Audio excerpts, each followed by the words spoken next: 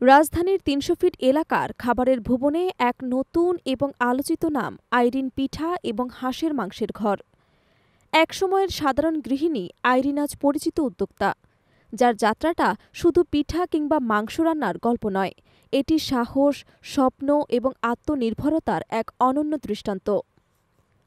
আইরিনের শুরুটা হয়েছিল খুব ছোট্ট পরিসরে, ঘরোয়া পদ্ধতিতে তৈরি ভাপা, চিতই, পাটিসাপটা এবং তেল পিঠা দিয়ে। সময়ের সঙ্গে সঙ্গে তিনি খাবারে আনলেন বৈচিত্র্য, যুক্ত করলেন গ্রামীণ স্বাদের বিশেষ আইটেম হাঁসের মাংস। তার রান্নার স্বাদ আর ঘ্রাণ এখন এলাকা জুড়ে জনপ্রিয়। প্রতিদিন শতাধিক মানুষ ভিড় করেন তার দোকানে। কেউ আসেন ঝাল মশলা মেশানো ঘন ঝোলের হাঁসের মাংস খেতে, কেউ বা নরম পিঠার স্বাদ নিতে। ক্রেতাদের মতে আইরিনের রান্না তাদের ফিরিয়ে নেয় শৈশবের নানাবাড়ি স্মৃতিতে।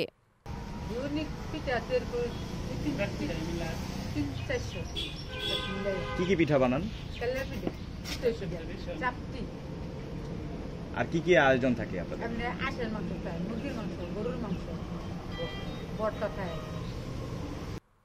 আইরিন বলেন, আমি কখনো ভাবিনি এই ছোট্ট উদ্যোগ এত দূর যাবে। এখন মাসে ৭০,০০০ টাকার বেশি আয় করি, পাশাপাশি কয়েকজনকে কাজের সুযোগও দিতে পেরেছি।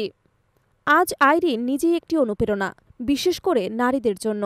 তার বার্তা স্পষ্ট, ছোট্ট কিছু দিয়েই শুরু হোক, আত্মবিশ্বাস থাকলেই সফলতা একদিন ধরা দেবেই। আইরিন পিঠা এবং হাঁসের মাংসের ঘর এখন শুধু খাবারের দোকান নয়, এটি এখন হয়ে উঠেছে স্বাদের পাশাপাশি নারীর সাফল্যের প্রতীক।